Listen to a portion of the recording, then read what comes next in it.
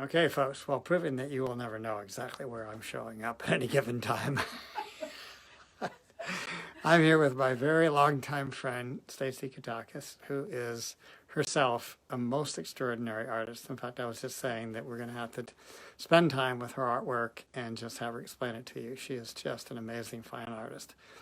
But she has, through a series of life events and incredible service to refugees, particularly coming out of Syria, has created a situation where she has a lot of rugs. And she is in a space here in Fairfield, and she told me, well, I'm going to be in another space shortly. So it's in the nature of our town. We're very fluid and we're very flexible. Yes. Hey, Helen Davis. Helen is watching. So anyway, I'm going to turn it around, and I'm going to have Stacey tell a little bit about the background, some of the amazing stuff that she's done in service to the refugees coming on to Greek islands, and then take a little tour around this beautiful rug emporium. So here we go. Stacey, thank you for being with me today.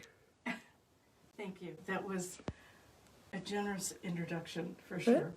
So now you have this on me. Can you see all the rugs also behind me? Yes. So I don't even know where to begin telling you something, honestly, Bob.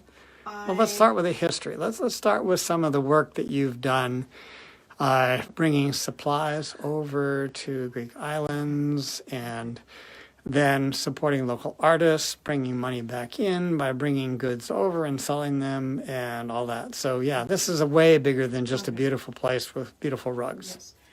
So I will say we're standing, though, in my current collection, which there are over 200 rugs in here right now.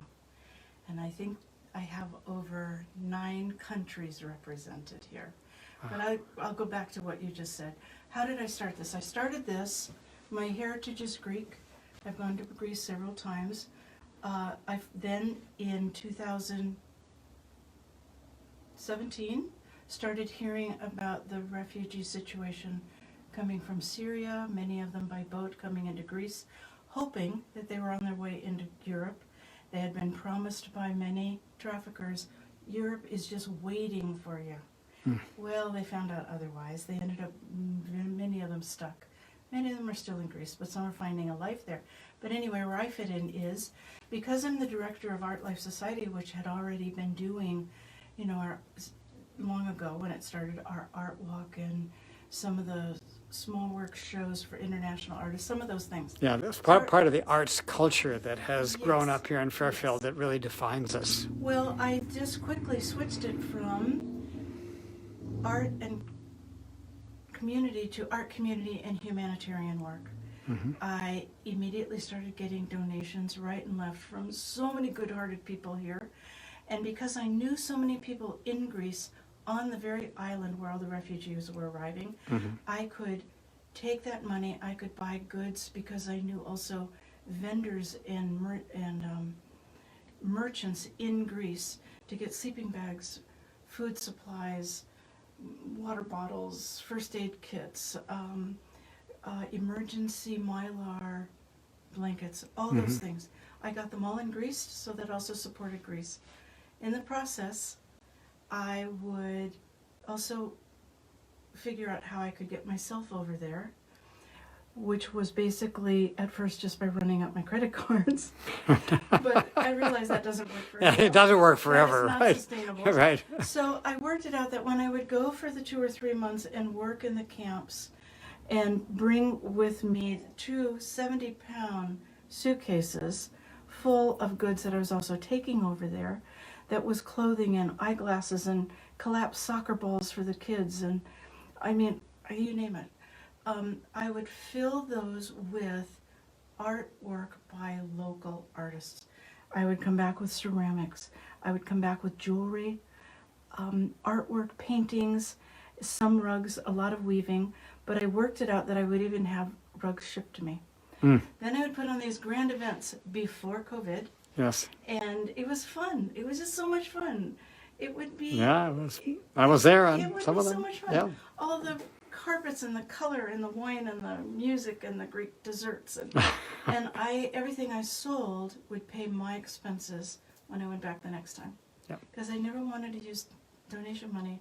It's a grassroots thing. It's not like employed in Red Cross or something. Right. So anyway, so I know so many artists now, so many weavers, and I know how to bring things back.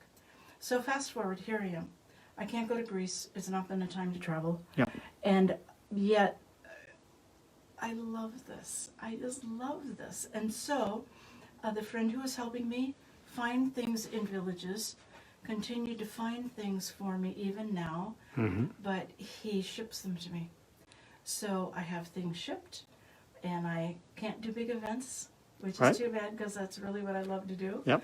But I have people come by appointment, and they come here, and more people, because people kind of, I don't know, I feel like people know what I do maybe now. Yep. They're not just coming for the desserts. Yep. They're actually coming with measurements. This is what we need for the living room. Yep. And this is the color of the couch. And it's a different kind of person coming right now.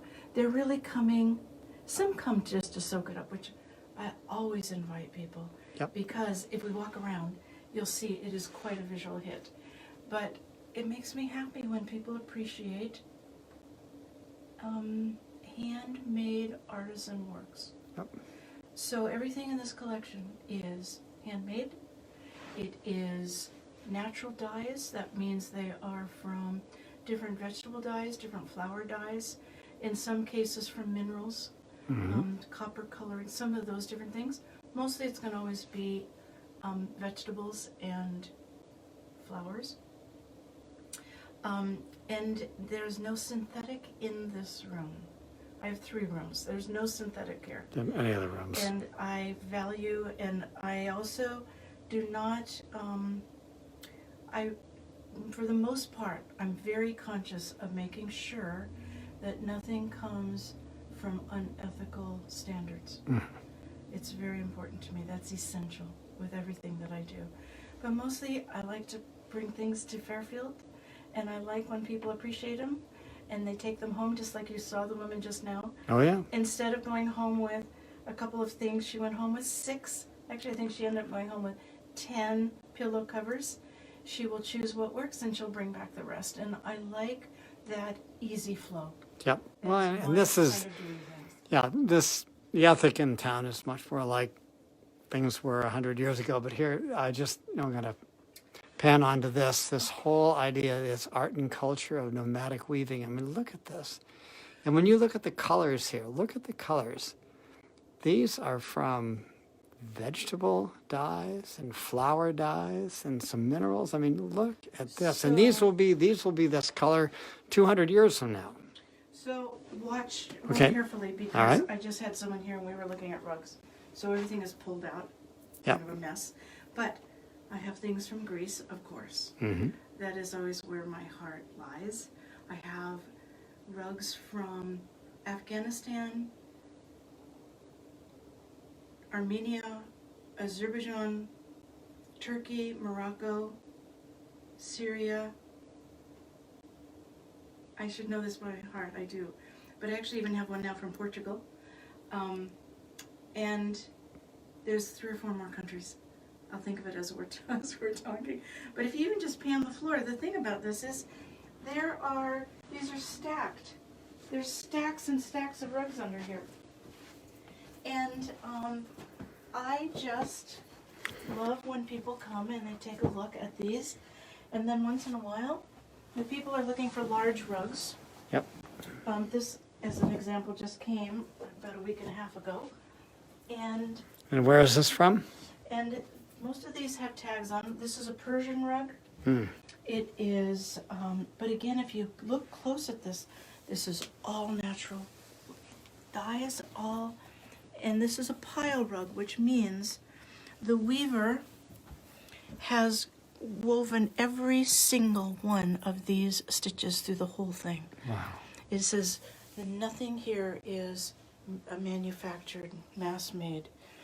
And this one, for example, most of them I have a tag with information on the bottom. This one is this is an Iraqi rug. Mm-hmm. This one, excuse me, is an Iranian rug. Hmm. That's right. Iraq and Iran, those were the other two names that Yeah, I I know. didn't get into. They didn't get into the first So then time. I have things like this, which is 100% silk thread, hand embroidered on 100% silk. And this would have taken, if you look at the detail in these, the fine, fine work. This probably took 6 women 6 months to make this. Wow. And this is Greece. This is northern Greece in Soufli, which is where the silk industry has been for centuries. Mm-hmm. This was where the actually original Silk Road went through this northern part of Greece. There was a time when they provided more silk for Europe than any other place throughout Asia. They continue the trade now, and they are experts at it. And if you look, let me show you, the back shows you all the hand stitching on the entire thing. That is amazing. It's just exquisite. So I have Amazing. all these carpets, as you can see right here. I have all of these pillow covers. Many of these pillows, I will show you. Let's see what would be a good example. This was made from a rug. And yes. where there would have been some part of a rug that was damaged, Mm-hmm.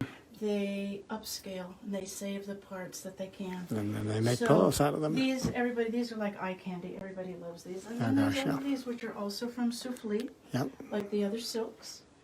And Jeez. I can't tell you, I've sold hundreds of these. I just have. Because they're wow. eye candy. People will come and they will just realize they want 6 for other relatives for Christmas. Or, Absolutely. things like that. Absolutely. Well, let's go into the room with the Okay. antiquities because So as you can see, in a there's short stacks. while, I There's have stacks a inside. granddaughter and a grandson are expecting Grandpa Bob to show up on Zoom. So Oh, we'll. yes, well- and I'm on my way to pickleball. Yeah, Val Pickleball. Okay, So, very good. Come into the other room. Okay. Actually, just look at this one because this is from Crete. Oh my gracious! And Look I at that. just think this one needs to go in some, I mean, it could be on the floor, but I just think it needs to be in some child's bedroom somewhere. Something. Or in the eco barn. I don't know. It really looks almost Native American, doesn't it? Yes, there would be some similarity there. So if you walk in here, this is Crete. This room, if you just pan this room, I won't go into Okay. much detail, but this room is all antiquities. This room is everything is 80 years to 200 years old. This one should be in a museum. This is probably close to 200 years old. It's a nomadic rug. The nomadic rugs are generally going to be this concept where it is more geometric. Mm-hmm. In this case, not only is this old, but you have to realize that the nomads travel. They put things on their loom and then they have to dismantle them. Then they put the loom back on the camel, then they put it together again.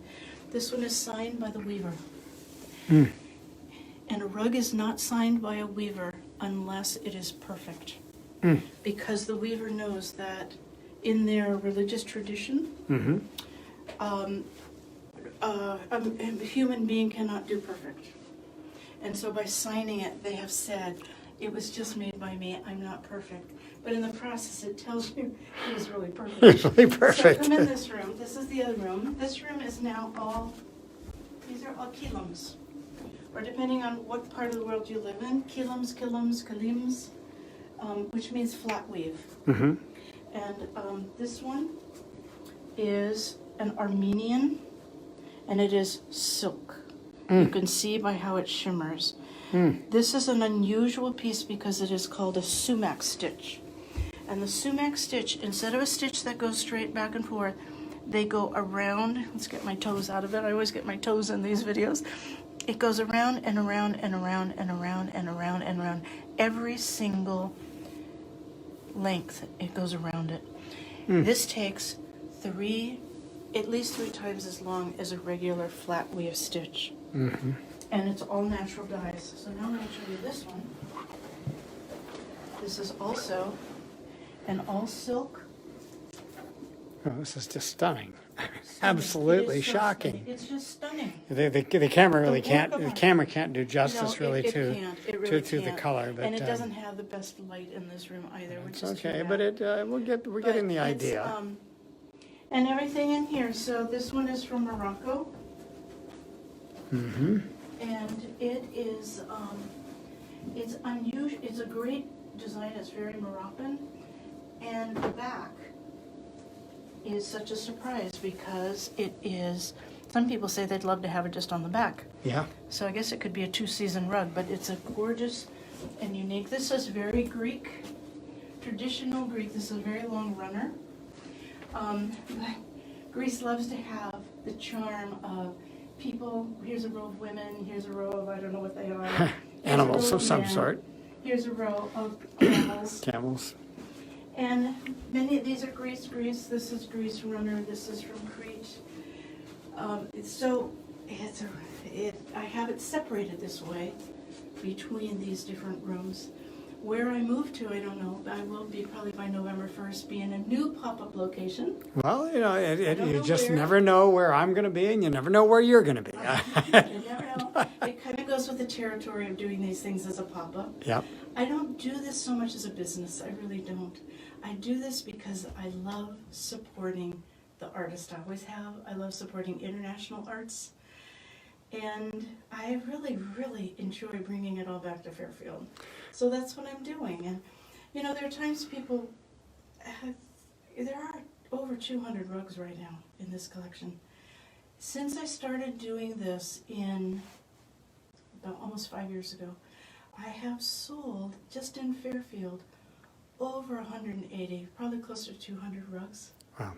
I mean, it's actually kind of, I don't have anything to do with it. People come, they look Come, around they look and they buy. Well, take them home, and if it works, of course there isn't something for everybody in here. There are people that, they don't find the right thing. Yep. You know, whatever. They go to Wayfair or whatever, but yeah. The price range goes from, some are only $45, some are, like you just looked at the silk ones, are $4,500, I think. But still, that's pretty reasonable. I mean, yeah, I've come from Boston, and No. the rug trade there. It's a completely different scale. So what I'm going to do is we're going to bid Stacey adieu. But what I will do in the comments, I will put the information. I'll put her information. So if anyone around the country or around the world who sees this video, wants to connect with you, and you can give them a Zoom so this is tour. not just going out to Fairfield. Oh, this is going to go to the world, dear. I didn't tell you that, so you wouldn't be excessively nervous. Oh no, this goes far and wide, far and wide. Well, someday there will be a website. When I find someone who likes to do that kind of thing and trade for some rug or something. Yeah, right. And even getting on it, I don't. I have some things on Facebook. If they go to my name, my full name, Anastasia Kitakis, they can see a lot of these pictures on Facebook. Good. But otherwise, I don't have Instagram on. I don't. Well, that's okay. That's why you got me. Yeah, all right, good. Well, you're a publicist. Anyway, All right, so I'm going to turn this thank you. around. Thanks for doing this. Oh. Thank you. Okay, folks. Well, it's a joy. It's a joy of being in Fairfield, isn't it? It's just an amazing place. You never know who you're going to find. I mean, this is a magnet for intellectual and emotional and artistic capital from around the world. So we'll see you later. Bye-bye.